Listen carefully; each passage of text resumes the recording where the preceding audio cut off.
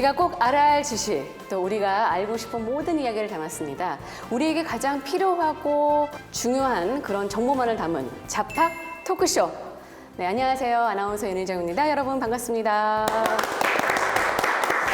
네, 오늘 주제가요, 바로 지방선거 그 후의 이야기입니다. 그래서 오늘 먼저 두 분 패널 모셨습니다. MZ세대를 대변하는 허현 양 나왔습니다. 안녕하세요. 안녕하세요. MZ세대를 대표하는 허현입니다. 네. 그리고 오늘 또 가수 나오셨어요. 대학가요제 금상 수상한 바로 길대우 군 나왔습니다. 안녕하세요. 안녕하세요. 기적을 노래하는 This is Miracle 밴드 업스타 길대우입니다. 감사합니다. 확실히 좀 달라요, 락커 느낌. 네, 그리고 지난 3선 임기를 모두 아주 성실하게 잘 마치신 두 분 모셨습니다. 먼저 문석진 전 서대문 구청장님 나오셨습니다. 안녕하세요. 네, 안녕하세요. 문석진입니다. 네, 그리고 이동진 전 도봉구청장님 함께 하셨습니다. 안녕하세요. 네, 반갑습니다. 초청해 주셔서 고맙습니다. 네, 자, 이렇게 해서 오늘 본격적으로 잡학 토크쇼 시작하겠습니다. 네, 올해가 지방자치 31주년이 되는 해입니다. 네, 그리고 지난 6월 1일에 제8회 전국 동시 지방선거가 실시가 되었는데요. 자, 여기 계신 모든 분들 투표하셨죠? 네, 호연 양 언제 하셨어요? 저는 6월 1일 당일날 투표했습니다. 당일에 하셨어요? 사전 투표를 안 하시고. 네. 어떠셨어요? 네, 저도 투표했습니다. 6월 1일에 투표했습니다. 약간 생각하는 게. 자, 근데 어쨌든 물론 다 두 분 구청장님은 선거를 하셨을 것 같고 어땠어요? 이번에 뽑은 사람이 당선됐어요? 저는 반반인 것 같아요. 이번에는 좀 제가 네. 지지하셨던 분들이 골고루 뽑히셨더라고요. 우리 길대우 군은요? 네, 저는 그냥 국민분들을 대표하시는 분들이기 때문에 네. 저는 누가 됐든 축하의 말씀을 전해드리고 싶습니다. 너무 정치적인. 혹시 입문하실 생각 없으신가요? 사회생활을 되게 잘하더라고요. 네, 약간 리허설 때도 보니까 인사도 정말 잘하고 맞아. 명함도 이렇게 이런 돌리면서. 멘트는 네. 본인이 생각하는 사람이 안 뽑혔을 때 그럴 수도 있습니다.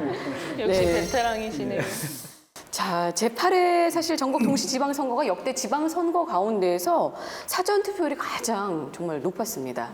지난 7회는요, 20.14%였는데 이번에는 20.62%여서 전체 투표율이 60%를 넘는다, 넘지 않는다 이런 얘기들도 좀 많았거든요. 각 당에서 이것이 유리한지 아닌지 정말 얘기들이 많으면서 정말 재미있는 선거가 아니었나라는 생각이 듭니다. 자, 사실 전 구청장님 3번의 선거를 치르셨지 않았습니까? 네, 먼저 문석진 전 구청장님 사전 투표를 어떻게 좀 점치셨었어요? 네. 예전엔 사전투표율이 높으면 당연히 본투표율과 합쳐져서 전체적인 투표율이 높은 게 정상이었어요. 근데 최근에는 이러한 것들이 꼭 지켜지는 건 아닌 것 같습니다. 왜냐하면 사전투표를 겪어보니까 훨씬 편하다는 걸 느끼셔서 분산된 것 같습니다. 사전투표와 본투표 날짜를 분산해서 자기들이 유리한 쪽으로 편한 쪽으로 이렇게 선택해서 하신 거지 사전투표가 높다고 해서 꼭 합쳐서 높을 거다. 이건 예전의 방식이고 이제는 투표하시는 분들이 편할 때 하시는 거다. 이런 판단이 오히려 맞을 것 같습니다. 네, 이동진 전 구청장님께서는 어떻게 점치셨나요? 사전 투표 제도가 이제 정착이 되어가는 것 같아요. 네. 2014년 제4회 지방선거부터 사전 투표가 시작이 됐는데 이번이 제일 높았다고 그러잖아요. 네네네. 말씀하신 대로 이제 결과적으로 총 투표율, 최종 투표율이 높을 것이다라는 예측을 할 수 있을 만했는데 그렇지 못한 것 같습니다. 근데 사실은 이 전체 투표율은 그 당시에 이 여러 가지 상황의 복합적 결과라고 생각을 해요. 대선이 치러진 지 3달도 안 돼서 국민들이 약간 피로감 같은 게 있었던 것 같고요. 네. 근데 사전 투표 제도가 없었더라면 전체 투표율, 최종 투표율도 아마 더 낮아졌을 가능성이 있다고 생각합니다. 그만큼 사전 투표 제도는 이미 정착이 됐고 또 투표율을 높이는 요인도 저는 된다고 생각합니다. 전체 투표율은 총 투표율은 그 당시에 여러 가지 상황에 따라서 오르고 내리고 할 수 있는데 사전 투표 제도는 잘 된 것 같아요. 정착이 됐다 이렇게 말씀해 주셨거든요. 어떻습니까? 허연 양 같은 경우는 이번에 선거를 이렇게 할 때 어떤 걸 좀 가장 좀 중시 여기셨어요? 저는 그 국회의원을 가장 빠르고 이 국회의원이 지지하고자 하는 가치관을 가장 빠르게 볼 수 있는 방법. 선거 공약을 제일 많이 본 것 같아요. 역시 좀 배운 여자예요. 아, 저번에도 배웠잖아요. 그렇죠? 그럼요. 많이 배웠죠. 그래서 공약을 좀 열심히 봤다. 네. 우리 길대웅 같은 경우에는 오늘 처음 출연인데 네. 어떤 점을 좀 눈여겨보셨어요? 저는 대표이시잖아요. 그러면 국민들을 대표하는 거니까 어떻게 국민들과 소통을 할 수 있는지 그걸 중점적으로 봤던 것 같습니다. 그래요? 네. 너무 어려운 걸 네, 그러셨군요. 자, 그렇게 사실 이 두 분 같은 경우는 지난 12년간의 임기를 성실하게 마치시고 오늘 또 이 자리에 오셨는데 이제 민간인 신분이 되셨잖아요. 네. 느낌이 어떠세요? 좀 섭섭하시지 않으세요? 어, 시원섭섭이 맞을까요? 특별히 뭐 네. 섭섭하지는 않고요. 네. 12년 동안 지나고 보니까 굉장히 빨리 지나갔다는 생각이에요. 네. 근데 이제 이번에는 사실은 이제 총선이나 대선이 아니고 지방선거기 때문에 물론 이제 말씀하신 거는 뭐 지방선거를 공보물을 보시고 이렇게 판단하신다 이런 얘기겠죠. 네, 그렇죠. 좀 더 이제 지역에 대한 것을 주민들께서 가까이 알고 이렇게 해주면 좋겠다. 그래서 저 같은 경우는 이제 12년을 하고 마쳤는데 네.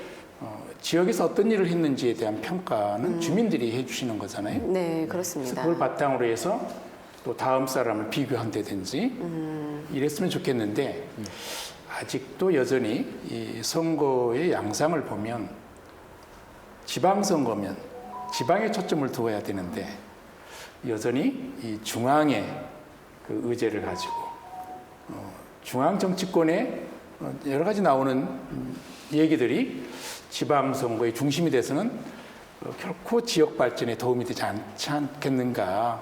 그래서 지방자치가 도입된 것에 대한 의미, 효과 이런 게 물론 계속 발전해 오긴 했습니다만 네. 좀 그런 점이 좀 아쉽다는 생각이 들어요. 12년을 마치면서. 네. 그러셨군요. 이동진 전 구청장님 같은 경우는 네. 지금 이제 쉬시면서 지금 뭐 하실 계획이세요? 네. 글쎄요, 뭐 이제 앞으로의 모색을 좀 해봐야 되겠습니다만, 네네네.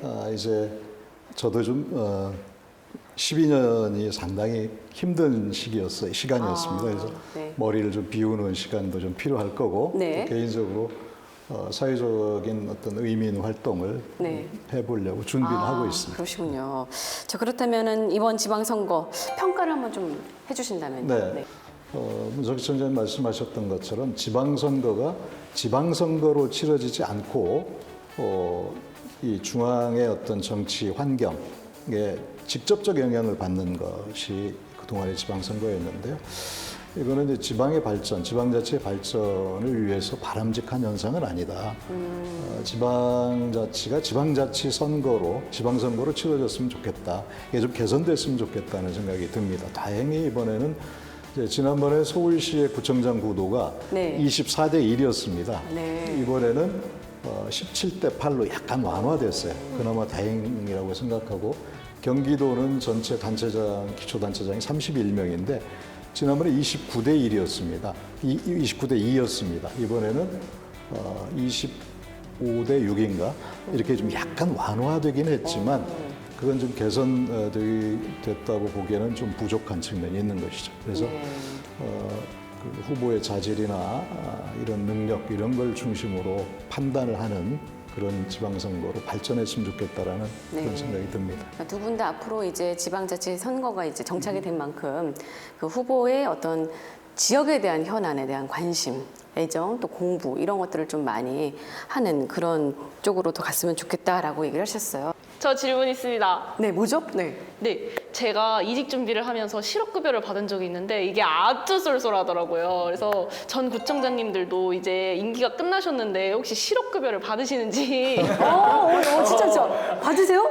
받으셨어요? 저희는 급여 대상이 아닐 것 같고요. 네. 실제로 저희가 이제 공무원들이 10년 이상 근무를 네. 하게 되면 공무원 연금을 받게 됩니다. 네, 저희는 연금 대상자가 아니에요. 선출직은. 그리고 네. 심지어 슬프게도 퇴직금도 못 받습니다. 정말요? 네. 정말요? 이럴 수가. 저희는 임기가 끝나도 네. 퇴직금, 상여금, 또 기타 수당 내지는 연금, 실업급여 다 없습니다. 그래서 예전에 한번 네. 그런 식으로 끝나신 단체장님 한 분이 네. 법적 소송을 제기한 적이 있어요. 네, 퇴직금을 달라. 그럴 수도 있을 것 같아요. 네. 있을 것 같아요. 근데 결국 재판 결과는 졌어요. 네, 뭐 퇴직금, 연금 안 줘도 저희는 12년 동안 재직할 수 있었던 것만 해도 뭐 행복한 시간이었다고 생각합니다. 교과서다, 교과서. 문석진 청장님도 아마 동감이실 거예요. 이쪽은 좀 교과서적으로 두 분 얘기하시는 것 같아요. 실제 그렇습니다. 네. 근데 사실 자랑하셨지만 정말 이건 힘들었다. 그런 일들도 분명히 많으셨을 텐데 딱 하나만 얘기하신다면요. 저는 사실은 12년 동안의 초기에 주로 재개발, 재건축 민원이 굉장히 거칠었어요. 네. 그래서 삭발투쟁도 하고 또 철거가 중단돼 있기도 하고 이런 상태에서 재개발 자체가 정체돼 있었거든요. 그래서 이제 한때 뉴타운 광풍이 불어서 너도나도 막 하다가 그러니까요. 부동산이 이렇게 침체가 되고 이러니까 반대파가 생기면서 막 싸움을 하는 거예요. 이거 풀어주는 일. 저 끝까지 이분들하고 대화하는 것을 참 노력을 했고요. 좀 비합리적이라 하더라도 참고 기다려주고 이것이 필요했던 시기였던 것 같고요. 초기에 그런 시간들을 잘 지나고 나니까 그 다음에 어떤 개발 업무에 있어 재개발, 재건축 계속 많이 있었거든요. 중간에는 이제 그런 상황이 없었어요. 네, 그래서 아주 그 중반 이후에는 대체로 대화를 통해서 쭉 진행해 왔던 거 그것이 어려웠는데 나중에 보람이었습니다. 네. 그러셨군요. 네. 네. 어떻습니까? 이동진 전 구청장님도 그런 좀 어려운 일들이 있었을 것 같은데요. 문석진 청장님하고 거의 비슷한 케이스인데요. 네. 사회적 갈등 문제를 어떻게 이 구청장이나 이 관의 입장에서, 공공의 입장에서 어떻게 해결할 거냐 하는 네. 것은 어느 영역에서나 부딪히는 문제입니다. 저희 도봉구 같은 경우는 아까 말씀드린 이제 서울 아레나 네. 와 같은 이제 그 시설이 들어와야 되는데 그 주변 창동역 바로 주변이거든요. 근데 창동역 주변에 노점상들이 한 30년 이상 포장마차와 역사하부의 노점상들이 30년 이상 집단화되어 있었어요. 네. 그걸 그대로 두고는 어떤 뭐 국제적인 어떤 공연 중심지로서 이미지를 도저히 가질 수가 없어서 주민 대표와 노점상 대표 그리고 공공 이렇게 3자가 오랜 대화를 통해서 합의점을 도출을 했어요. 노점상들은 전국적인 집회를 여기서 수차례 수천 명씩 모이는 집회가 있었고 주민들은 매일같이 창동 역사하부에서 시위를 했습니다. 모든 언론에서 이 시위 장면을 충돌하는 장면을 보도했어요. 매우 네. 심각한 상황이었죠. 좋은 취지에서 시작했는데 난감했어요. 그게 한 1년, 10개월 정도 가까이 지속이 됐는데 결국은 끈질긴 대화 또 대안의 제시 이런 걸 통해서 주민과 노점상 모두가 그 크게 불만스럽지 않은 방식으로 해결이 됐습니다. 나중에 주민 대표도 노점상 대표도 수고했다고 저를 찾아왔을 때 매우 힘들었지만 보람을 느낀 사안입니다. 잘 들어주고 좀 진정성을 갖고 대화를 하는 것이 중요하다. 그런 걸 좀 느끼셨다라고 하셨는데, 자, 그러면 이제 지난 과거에 대해서 얘기를 했다면 이제 앞으로에 대해서 좀 알아보도록 하겠습니다. 이제 지방자치제도 많은 분들도 이제 알고 이제 어느 정도 좀 정착이 됐는데 어떤 긍정적인 효과 측면에 대해서 좀 말씀을 한번 해주신다면요, 문석진 전 구청장님. 그 갈등 얘기를 도봉청장님 하셨잖아요. 네. 갈등을 풀어주는 게 사실은 정치가 해야 될 일입니다. 갈등을 풀어주는 거다. 그러니까 이제 지방에서 구청장으로 일을 하는데 이 지방 정부의 장으로서 지방자치 안에 어떤 갈등이 생길 때 이걸 풀어주는 역할, 갈등을 중재해야 되는 거죠. 근데 우리나라는 특히 중앙 정치가 갈등을 증폭시키는 일을 주로 해요. 이건 참 잘못된 겁니다. 그러니까 오히려 이런 부분들은 지방에서 하고 있는 일을 좀 더 중앙 정치가 배워야 하지 않을까 생각합니다. 물론 시간은 많이 필요해요. 서로 다 자기 이익을 얘기할 수 있어요. 이걸 풀어간다고 하는 것이 지방 정부의 어떤 정치인들이 해야 될 역할이고요. 저는 이런 부분들이 여러 가지 성공 사례들이 곳곳에 있거든요. 지방 정부에. 이게 우리 사회에 좀 더 널리 퍼졌으면 좋겠다고 생각합니다. 앞으로는 중앙 정치도 가능하면 부딪힐 문제들은 중재하고 또 사회적으로 어떤 증폭된 문제가 있으면 이걸 자꾸 무마시켜주고 이러면서 서로의 좋은 점들을 얘기해서 중앙 정치도 미래지향적으로 좀 나가고 지방의 행정과 정치도 역시 지금 해왔던 것처럼 꾸준히 생활 정치 속에서 이러한 것들이 좀 이루어져 나간다고 하면 훨씬 우리 미래가 지금보다 훨씬 더 좋은 행복한 사회가 되지 않을까 생각합니다. 간디 같아요. 엄청난 평화주의자이신 것 같아요. 뭐 그렇기도 하고 사실 어떻게 보면 이제 지방 자치 같은 경우에는 우리 생계와 관련된 어떻게 보면 정말 지방 그 지역에 계신 분들에 대한 어떤 현안이잖아요. 네, 그런 것들을 좀 갈등을 좀 최대한 줄이는 것이 좀 그 큰 역할인 것 같습니다.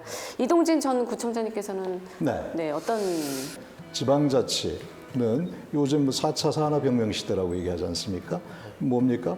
이게 일방성이나 아니면 똑같은 것이 아니라 다양성, 뭐 창의성 이런 것들을 바탕으로 하는 게 융복합 시대의 기본이잖아요. 지방자치라는 건 이제 그런 거다. 그래서 4차 산업혁명 시대에 맞는 새로운 국가의 모형이 필요하다. 그게 자치 분권 국가.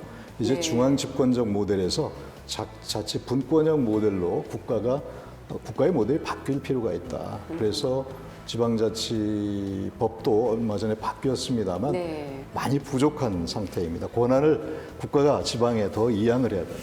지방자치 제도에 대한 어떤 긍정적인 측면을 좀 얘기를 해주셨는데 그렇다면 사실 부정적이니까 지방자치 제도에 대해서 부정적으로 또 얘기하시는 분들도 또 꽤 계세요. 어떤 부정적인 효과 같은 게 어떤 거라고 좀 생각을 하십니까? 저는 부정적이기보다는 조금 더 발전적으로 가야 된다고 생각하는 약간 거죠. 모자란 점을 오히려 개선해 나가야 된다. 우선 그 우리 주민 참여가 더 활발해야 됩니다. 그런데 그 주민 참여는 선출 단계부터 좀 활발했으면 좋겠어요. 이게 너무 제한되어 있다고 생각합니다. 그러니까 어떤 정당에 들어와야만이 당선이 되는 이런 구조가 이렇게 딱 잡아놓고 있다 보니까 정당 쪽에 접근이 잘 안 되거나 아니면 뭔가 정당 쪽을 부정적으로 보시는 분들은 아예 접근을 안 하시는 거죠. 그러다 보면 그 지방 정치 쪽, 뭐 중앙 정치까지 포함해서 정치에 들어올 인력풀이 너무 제한되는 거예요. 저는 이런 부분들에 대한 고민이 좀 있으면 좋겠다고 생각합니다. 어떻게 보면 주민들이 많이 참여하고 우리가 해결해 나간다라는 어떤 주인의식을 갖고 해야지만 더 발전할 수 있다. 이렇게. 저는 투표도 이번에 이제 50%대 이렇게 되면 절반은 투표하고 절반은 안 하신 거잖아요. 계속 저는 가지고 있는 생각인데 의무 투표제가 필요하다고 생각합니다. 전 국민이 투표권이 주어지면 사실 이 투표권이 굉장히 귀한 제도이거든요. 예를 들어서 청년의 문제가 심각하면 청년을 대표해 줄 사람이 안 뽑히는 거죠. 청년이 투표 안 하면. 그죠? 어떤 특정 계층만 열심히 투표한다고 하면 투표의 결과는 특정 계층을 위한 일만 할 거라고요. 주민자치제도에 대한 긍정적인 것, 부정적인 측면에 대해서 좀 말씀해 주셨는데 무엇보다도 우리가 좀 많이 주민들이 참여를 해야 된다. 길대우 분 같은 경우는 혹시 궁금한 내용 없으세요? 이 주민자치제도에 대해서? 저는 어떻게 소통하시는지가 궁금했어요. 왜냐하면 대표를 하시는 분이시기 때문에 바로 직접적으로 연락이 안 되잖아요. 그러면 이제 공무원 분들이 이제 서류를 이제 몇 단계를 거쳐서 이제 전 구청장님들에게 이제 전달이 되는지 저는 그게 궁금했어요. 뭐 여러 가지 방법은 있을 수 있는데 대체로 어느 구나 공이 취하고 있는 시스템이 있는데 구청 홈페이지에 구청장에게 바란다라고 해서 편지를 온라인 형태죠. 거기에 이제 의견을 제출하는 게 일반적입니다. 어디나 다 똑같이 이렇게 하는데. 근데 그거조차도 모르는 분들이 많았을 것 같아요. 네. 저도 근데 네. 거기에 이제 뭐 상당히 많은 민원들이 올라오죠. 항의, 비난 또는 가끔씩은 칭찬도 있어요. 근데 그거를 이제 구청장이 일일이 다 답을 달거나 이렇게는 시간적으로 좀 어렵습니다. 네. 다만 이제 어떤 민원이 올라오는지에 대해서는 체크를 하고 내가 직접 글을 올린 분들에게 직접 전화할 필요가 있는 사안에 대해서는 직접 전화를 해서 소통을 하고 또 월간 또는 주간 처리가 어떻게 됐는지를 체크를 하고 이렇게 해서 잘못된 처리랄지 아니면 더 보완해야 될 것이 있다라고 하면 내가 직접 하고 이렇게 하고 있는 거죠. 그러니까 많은 분들이 이제 문턱이 높다라고 생각하는데 전혀 안 네, 그렇지는 않다라는 걸 꼭 기억을 하시면 될 것 같습니다. 사실 이제 지방자치를 시행한 지 벌써 올해로 31주년이 되는 해인데요. 최근에 정말 말이 많았던 게 바로 정당 공천입니다. 네. 이 정당 공천에 대한 두 분의 좀 의견을 듣고 싶은데요. 네, 이동진 전 구청장님께서 먼저 네, 말씀을 저부터 한번. 합니까? 네. 네. 순서를 좀 바꿀까요? 좀 곤란한 질문을 저부터. 계속 쉬운 거 좀 문석진 전 구청장님. 죄송합니다. 정당 공천 문제는 기본적인 취지가 그렇잖아요. 사전에 자질 있는 후보를 좀 골라내기 위해서 정당 공천이라고 하는 게 시작이 된 거죠. 취지 자체는 네. 뭐 매우 좋은 거죠. 그렇죠. 취지는. 네. 그렇지 않으면은 뭐 출마의 자유는 법적 제한이 없으면 누구나 다 할 수가 있는 것이기 때문에 또 주민들은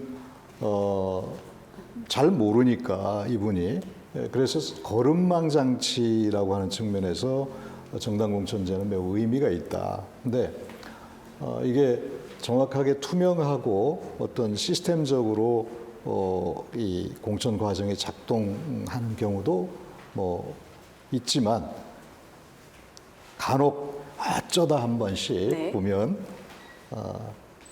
이렇게 표현을 하는 게 어쩔지는 모르겠습니다만 네네네. 아주 그런 조심스럽게 공천의 취지와 걸맞지 않은 경우가 꽤 나타나게 되는 거죠. 이건 여와 야를 가리지 않고 네. 국회의원이나 또는 지역의 그 책임자인 지역위원장, 당원협의회장 이런 분들이 자기 입맛에 맞는 사람을 후보로 내세우는 경우 이런 경우가 발생을 하게 됩니다. 이거는 공천이 아니라 사천이라고 봐야 되겠죠. 이런 문제로 인해서 지방자치가 왜곡되고 또 발전이 저해되는 이런 문제까지 발생을 하게 되는데 이건 좀 개선이 돼야 될 필요가 있다. 좀 더 투명한 절차와 과정 그리고 시스템 이런 것들이 보다 더 강조되고 또 규율화돼야 되지 않을까. 이렇게 이동진 전 구청장님께서 말씀을 해주셨습니다. 어렵게 말씀해 주셨는데 문석진 전 구청장님께서는 네, 저는 어떤 뭔가 우리가 새롭게 추구해야 될 예를 들면 여성의 비율을 높이겠다든지 아니면 청년의 비율을 높이겠다든지 아니면 유능한 신인을 발굴해야 되겠다든지 이러한 것들이 거의 불가능해지는 이런 상황이 되는 거예요. 그러니까 정당 공천제의 폐해로 말미암아서 정당 공천을 하지 않게 되면 오히려 더 큰 문제가 발생할 여지가 있기 때문에 저는 그렇게 정당 공천제의 폐해가 많이 눈에 보이지만 그럼에도 불구하고 정당 공천제가 좀 더 제대로 자리를 잡도록 하는 사회적인 어떤 견제장치 이러한 것들이 더 강화돼야 되겠다.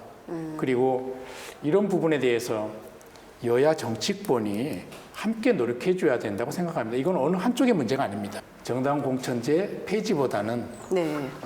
좀 더 사회적으로 잘 잡아가는 것이 더 필요하다는 것에 견제 시스템이 더 있어서 어떻게 보면 그 시스템을 좀 공고 네. 이렇게 좀 잘 설립하는 게 좀 필요하다라고 말씀을 해주셨습니다.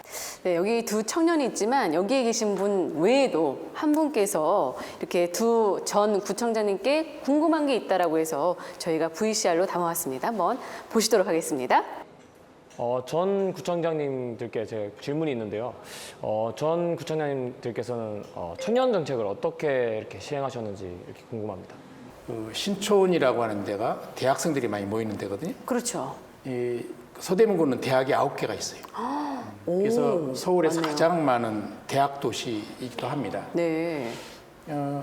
그래서 당연히 저희는 청년들이 주거의 문제라든지 창업의 문제라든지 또 아니면 문화의 문제를 어떻게 풀 것인가에 대해서 일단은 대학생들 중심이니까 대학생 임대주택 사업부터 시작하는 네. 거죠. 그리고 대학생 기숙사를 적극적으로 우리는 인허가에 있어서 적극적으로 해줬어요. 그러니까 이 시대적으로 필요한 것이 무엇인가를 판단하고 거기에 맞게 행동해야죠. 그러면 저는 구청장으로서 당연히 이대 기숙사를 인가해주고 네. 착공하게 해주고 또 건설하게 해주고 이걸 적극적으로 밀어주는 거죠. 네. 여기에 대해서 방어적으로 나가서는 저는 안 된다고 생각해요. 물론 이제 지역 주민들 반대하시는 분도 있겠지만 또 캠퍼스타운 사업이라고 해서 연대, 이대, 명지전문대, 또 서울간호대 이렇게 해서 4개 대학에 캠퍼스타운 사업을 하는데 연세대학교에서의 캠퍼스타운 1호점은 거기 입주하는 업체들은 20명 그리고 관리하는 전체 숫자는 60명 이렇게 해서 창업을 계속 도와주고 있거든요. 네. 그리고 그러니까 2호점이 살짜리, 또 이렇게 일자리 설정이 돼 이런 있고. 것들을 네. 해주셨군요. 우리 지방정부가 중앙정부처럼 대단위로는 못하지만 노력하면 할 수 있습니다. 아, 하다못해 애완견 키우는 1인 가구 청년을 위해서 저는 견우일가라고 해서 네. 이런 것도 지어서 함께 살고 있어요. 네. 애완견과 함께. 네. 청년 1인 가구가 애완견하고 1인 가구로 해서 어디 새 살기 어렵거든요. 그럼요. 네. 그래서 이거는 각 지방정부 특성에 맞게끔 청년정책 만들어가면 좀 된다고 생각합니다. 저희 같은 경우는 이제 4개의 영역, 그러니까 일자리, 네, 일자리. 살자리는 살자리요. 주거, 그렇죠. 그다음에 놀자리, 놀자리까지 생각하시군요. 그리고 네. 설자리 이 4개의 영역에서 사업들을 추진하고 있는데 다 설명드리기는 어렵고요. 네. 일자리 측면을 말씀드리면 저희는 이제 서울 아레나라고 하는 문화 중심의 발전 전략을 가지고 문화 인력들이 유입되게 할 수 있도록 하는 여러 가지 노력을 기울이고 있습니다. 그래서 작년에 만나셨던 거 아니었어요? 네, 그래서 같이 공연도 네. 하고 그랬었는데요.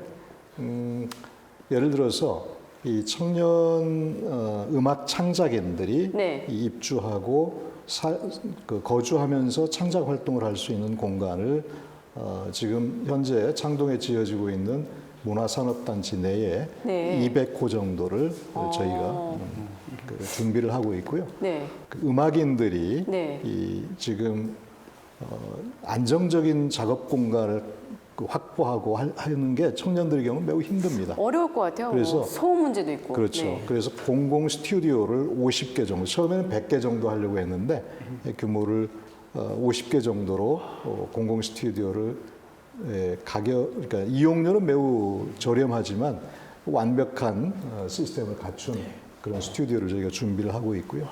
그 외에 요즘에 이제 그 핫 이슈로 떠오르고 있는 메타버스가 있지 않습니까? 메타버스 관련한 창업 생산 기지를 만들기 위한 준비를 저희들이 하고 있습니다. 그래서 그런 이제 스타트업이나 또는 문화예술 분야의 인력들이 도봉구에서 안정적인 창작 활동할 수 있는 지원 이런 것들을 청년들에게 제공하도록 좀 준비해 왔다는 말씀을 드리겠습니다. 네. 이번에 많은 구청장님들께서 바뀌는 걸로 알고 있는데 이전에 이렇게 시행되던 정책들은 어떻게 되는 것인지 또 궁금합니다. 이제 신촌 연세로를 차 없는 거리를 이렇게 하고 있는데 차 없는 거리를 아예 없애버리고 다시 다 차 다니게 하겠다. 이러면 이제 철학의 문제이기 때문에 이 부분에 대해서는 결국은 조금 시간을 두고 어느 정책이 더 주민에게 의미 있는 것인지를 정치적 판단이 아닌 주민 입장에서 정책을 고려하면 좋겠다 이런 것을 좀 말씀드리고 싶어요. 그러니까 이제 저희 하나의 예를 들어서 이제 그런 네. 건데 아마 곳곳에 시군구에 그런 문제가 있을 겁니다. 저는 서로 후보가 이제 바뀌어서 새로운 구청장이 되고 또 아니면 그 구청장이 당도 달리하고 뭐 이렇게 되어진다 하더라도 저는 좀 이제 앞으로는 앞에서 했던 청장 내지는 시장, 군수가 했던 일을 무조건 배격하지 말고 좋은 거는 그냥 계속 더 발전시켜주고 네. 새롭게 자기의 것들을 더 많이 만들어가면 저는 모두에게 좋은 일이 아니겠는가 이렇게 생각합니다. 네. 자, 이동진 전 구청장님. 네, 비슷한 얘기인데요. 이제 우리 그 지방 정부에서 하는 일들이 이 크게 뭐 대별을 하자면 눈에 보이는 사업이 있고 또 눈에 보이지 않는 사업이 있습니다. 눈에 보이는 사업이라고 하는 것은 어디 뭐 길을 낸다든가 아니면 새로운 교통수단을 만든다든가 뭐 이런 GTX 문제랄지 이런 것들, 그리고 새로운 어떤 시설을 만든다든가 이런 것들은 크게 달라지지 않을 거라고 생각합니다. 왜냐하면 주민들 누구나 원하는 것이기 때문에. 다만 눈에 보이지 않는 가치, 예를 들면 복지의 문제랄지 아니면 뭐 사회적 경제의 문제랄지 또는 기후 변화에 대한 대응이랄지 뭐 인권의 문제랄지 이런 것들은 눈에 보이지는 않지만 우리 사회가 전진해 나가는 데 있어서 매우 중요한 요소이거든요. 네. 근데 이런 것들을 우리가 특히 이제 지방 주민 참여의 문제, 이런 것들은 오랫동안 그동안 한 10여 년 가까이 여러 지자체에서 공동의 가치를 놓고 계속 추진해 왔던 일이에요. 근데 이런 게 이제 어떻게 달라질까, 이런 측면에서는 조금은 우려스러운 점이 있고요. 새롭게 취임하신 청장이나 저 단체장들께서 그런 조금 더 나은 사회로 만들기 위한 어떤 가치의 측면에서도 존중을 하고 지속됐으면 좋겠다 하는 말씀 좀 드리고 싶습니다. 네, 중대선거구제가 얼마 전에 이게 시행이 도입이 되었습니다. 그래서 시범 지역도 있는데 여기에 대해서는 좀 어떻게 생각하시나요? 네. 아직은 효과를 잘 못 보고 있는 것 같습니다. 네네네. 그러니까 중대선거구제를 시행하는 것은 사표를 많이 방지하자. 네. 그리고 이 정당이라든지 아니면 다양한 사람들이 참여할 수 있게 해보자. 이런 것이었는데 결국은 거대 양당 체제로 결국은 결과물이 나와서 여전히 중대선거구제를 도입하고자 하는 이 취지에는 좀 부족했다. 저는 그렇다고 하면 좀 더 과감하게 네. 중대선거구제를 더 열어야 된다고 생각합니다. 아, 열어야 된다. 네. 그러니까 지방선거에 관해서는 결국 다 생활정치 영역이니까 생활정치 영역에 들어오는 사람들이 거대 양당만 대변할 것이 아니라 소수 정당뿐만 아니라 정말 참여하고 싶어 하시는 분들이 필요하면 이 체제 안에서 참여해서 대변할 수 있게 해보자. 그게 중대선거구제이기 때문에 네. 사표 방지 입장에서는 더 확장하는 게 좀 필요하다고 생각해요. 그렇지 아니하면 이번처럼 무투표 당선 지역이 너무 많아지는 거예요. 맞아요. 이거는 선거의 의미가 없잖아요. 주민의 의사가 제대로 반영됐다고 볼 수 없거든요. 네. 이번에 무투표 당선이 많았다고 하는 것은 그만큼 정말 그 양당 중심의 정치에 문제가 있다. 그래서 중대선거구제 하는 것은 조금 더 확장해야 된다. 그러니까 이번에 중대선거구제 효과가 없었다고 이렇게 볼 게 아니라 네. 결과물로 보니 지금 실험 정도 가지고는 안 되고 중대선거구제를 더 확장하자. 네. 이렇게 말씀드리고 싶습니다. 올해 이제 처음으로 시행됐고 사실은 시범 지역 일부에서만 한 만큼 앞으로는 더욱더 확장돼가지고 이런 문제점들을 좀 최소화해야 되는 그런 노력이 필요할 것 같습니다. 저 질문 있습니다. 네. 왜 지방선거를 하는데 국회의원 등수로 번호를 붙이는 걸까요? 네. 지방선거를 하는데 왜 국회의원 전- 등수로 번호를 붙이는 기호를. 걸까요? 그게 이제 대표적으로 그 우리나라의 이 지방자치가 네.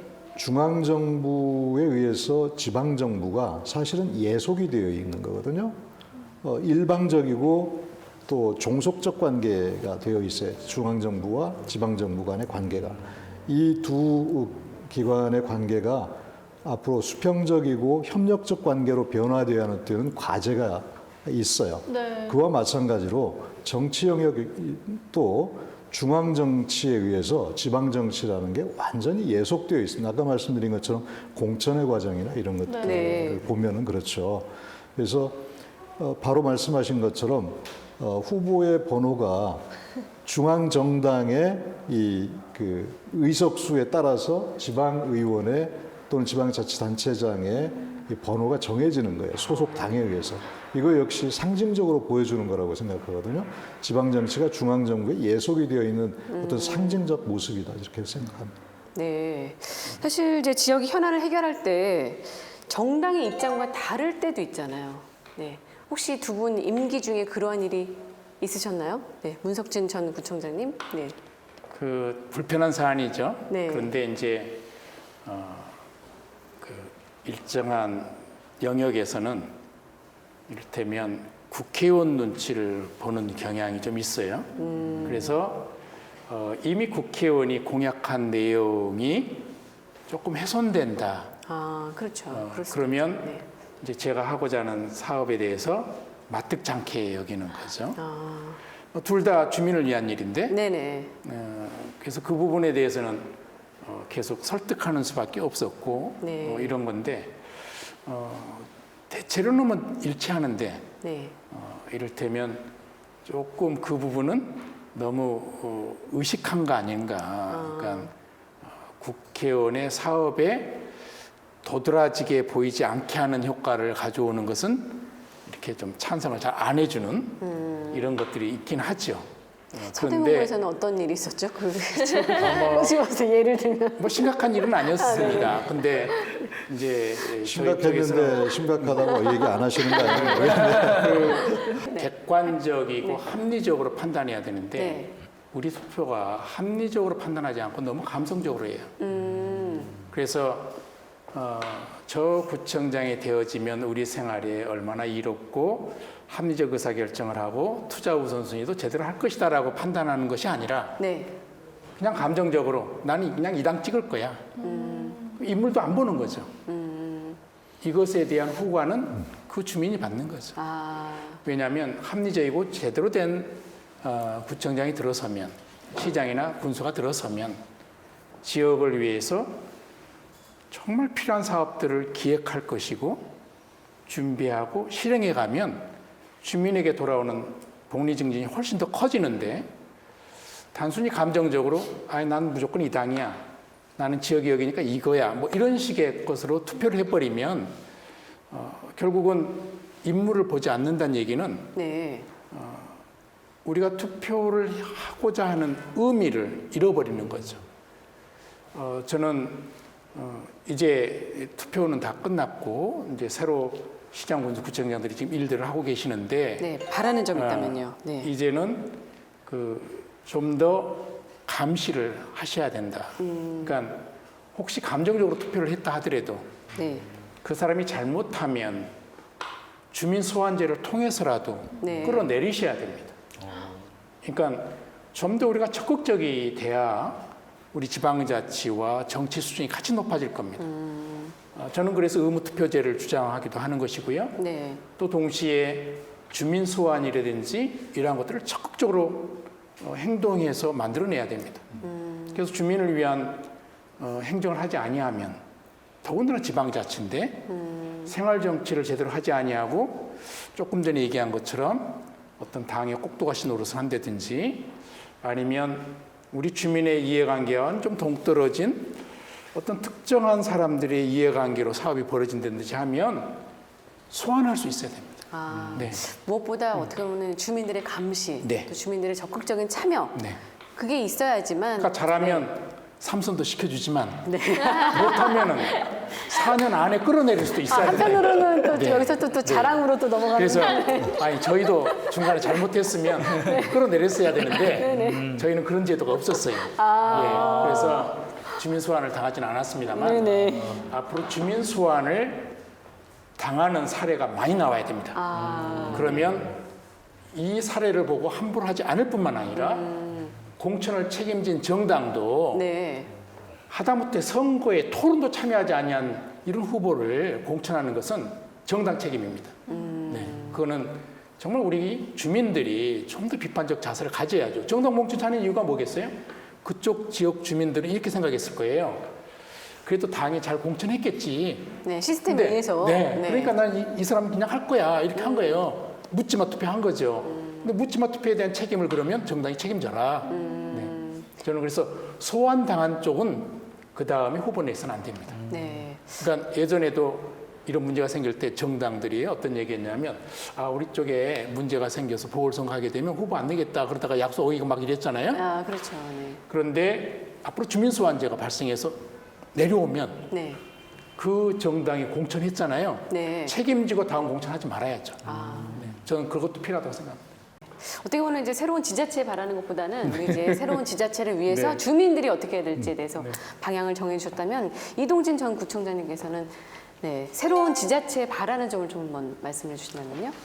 작년이 이제 지방자치 30주년이었어요. 네. 그래서 그 전에 국회에서 오랜만에 지방자치법 전부 개정안이 이 국회에 통과를 했습니다. 그래서 올해부터 새로운 지방자치법이 적용이 되는데 네. 그 핵심적 내용은 물론 지방의회의 독립성을 강화하고 뭐 여러 가지가 있습니다만 핵심적 내용은 전 주민자치에 있다고 생각합니다. 지방자치법, 개정된 지방자치법 제1조에 보면 목적 조항에 주민의 행정 참여에 관한 조항이 들어요. 이게 주민자치의 목적이라는 거예요.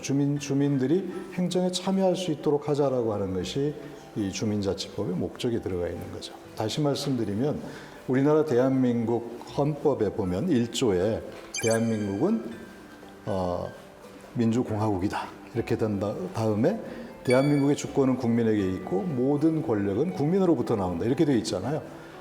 헌법의 주권 재민의 원칙이 제일 먼저 나와요. 마찬가지로 지방자치법의 첫 번째에 이 주민자치의 원리가 들어가 있는 거죠. 그래서 지방자치를 어떤 뭐 중앙정부가 하는 행정을 대신해주는 대행기관처럼 생각하는 것이 아니라 지방정부와 지방의회 그리고 주민이라고 하는 3주체가 만들어가는 것이 지방자치다라고 하는 것을 이번에 명백하게 했다는 거죠. 저 질문 있습니다. 네, 혹시 4선도 생각을 해보셨나요? 된다면? 네. 네. 저는 만약 4선이 된다면 저는 했을 겁니다. 했을 거다. 왜냐하면 오. 네. 저는 예전에도 네. 국회의원에 출마할 수 있는 기회들이 있었어요. 그렇지만 꾸준히 네. 이 구청장을 하겠다고 계속 이것만 하다가 제가 삼수에서 들어갔거든요. 네네네. 삼수하고 삼선이 됐는데 했던 이유는 국회의원은 주로 입으로만 하잖아요. 근데 구청장은 행동으로 실행할 수 있는 인력과 예산이 있어요. 그러면 흔히들 청년 때 정치를 하는 이유가 뭐냐라고 했을 때 이상을 실현하기 위해서라고 하는데 그 이상을 실현해 볼 수 있는 가장 작은 단위가 기초지방정부입니다. 네. 세상의 변화를 만들어낼 수 있는 공간이기도 하고요. 그래서 저는 4선의 기회가 주어진다면 하겠다. 네. 그래서 저는 3선 제한이 문제가 많다. 주민이 원하면 4선도 시켜주고 5선도 시켜줘야지. 아니 오래 하면 부패한다, 독재한다. 그건 중앙정치의 문제 때문에 우리가 단임제를 했잖아요. 이건 중앙정치의 문제이거든요. 일본 같으면 몇 선씩 해요. 네. 그러니까 이런 경우 제한이 없죠. 네.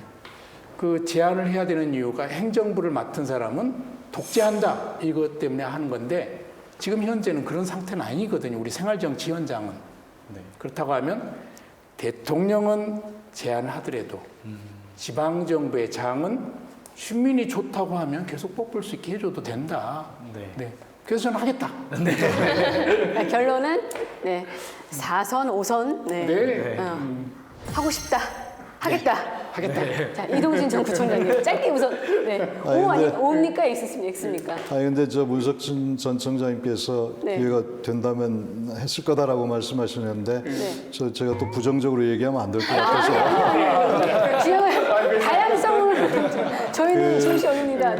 아마 저하고 같이 동행했을 것 같은데 브라질의 꾸리찌바라고 하는 도시가 있습니다. 아, 그래요? 네. 세계의 환경 수도라고 일컬어질 만큼 전 세계의 환경에 관심 있는 분들은 모두 그 도시를 가보거든요. 그 도시에 오랫동안 시장을 했던 분의 이름이 레르네르라는 시장. 아주 발음이 복잡한데 그분이 20년 이상 시장을 했어요. 그래서 좋은 생각을 갖고 그 도시를 환경도시로 세계적인 환경도시로 만든 것이죠. 근데 도시의 변화라고 하는 것이 한 번, 두 번 해서 단체장이 정책적 변화를 추구해서 변화될 수 있는 게 아닙니다. 행정의 속도라는 건 상당히 느리거든요. 그래서 일관된 정책, 좋은 정책을 실현하기 위해서는 시간이 필요한 거죠. 그 꾸리치바 얘기를 굳이 했던 것은 결혼을 하고 싶으시다 하겠다. 만약에 주어진다면 그런 것이고 그러나 이제 좋지 않은 생각을 가진 분들은 오래 할 수가 없는 거죠. 그렇지 않겠어요? 주민의 선택에 의해서 그렇게 지속적으로 좋은 정책을 실현하다 보니까 도시가 완전히 바뀌었다라는 사례를 제가 말씀을 드려서 간접적으로 제 희망을 아니, 저희 여기서 대놓고 하셔도 됩니다, 이거는. 미래 가정형 이런 거기 때문에요. 네. 자, 그렇다면 우리 20대 출연자 두 분 나오셨는데요.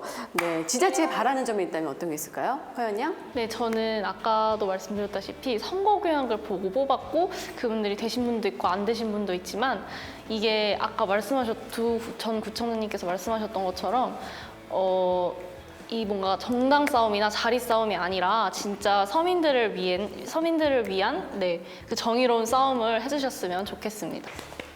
우리 길대우 군. 네, 저는 지자체에서 조금 더 소외되고 있는 계층들과의 소통이 이루어지면서 좀 더 풍요롭고 아름다운 대한민국이 돼야 되지 않을까 그런 이제 조심스럽게 부탁을 드리고 싶습니다. 네.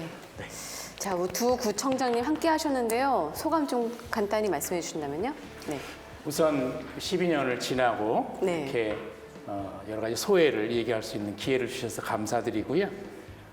저는 무엇보다도 12년간 구청장직을 할 수 있도록 만들어주신 주민들께 감사드립니다. 그 권한을 주셔서 여러 가지 일들을 해왔는데 앞으로 계속 우리 주민분들께 감사한 마음으로 임기 이후를 또 여러 가지로 기획하겠습니다. 네. 이동진 전 구청장님. 네, 지방자치를 우리 주민 여러분들께 소개할 수 있는 시간이 됐다는 점에서 매우 유익한 기회였다고 생각합니다. 감사드리고요.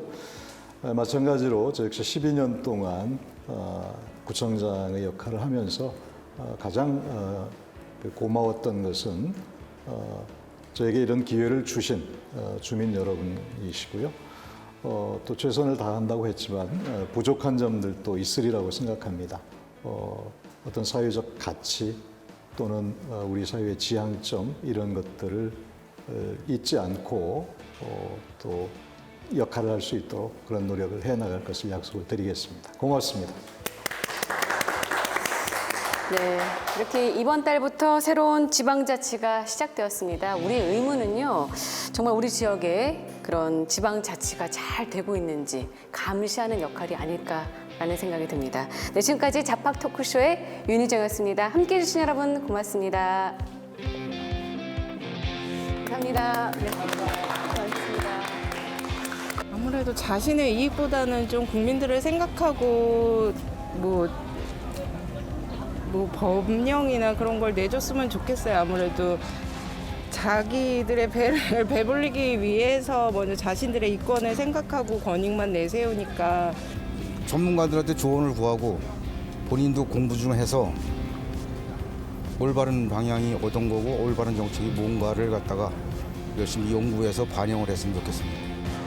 모두의 말을 기울일 순 없지만 정말 시민들에게 도움이 되는 그런 정책을 좀 했으면 좋겠고 선거할 때는 뭐 이것도 하고 저것도 하고 막 정책을 많이 막 내세워서 뽑아달라고 하는데 막상 하면 실천되는 게 몇 개 없기 때문에 진짜로 실천을 할 수 있는 그런 공약들을 좀 해서 그거를 어쨌든 시민들과의 약속이니까 좀 해줬으면 좋겠다라는 생각이 좀 들어요.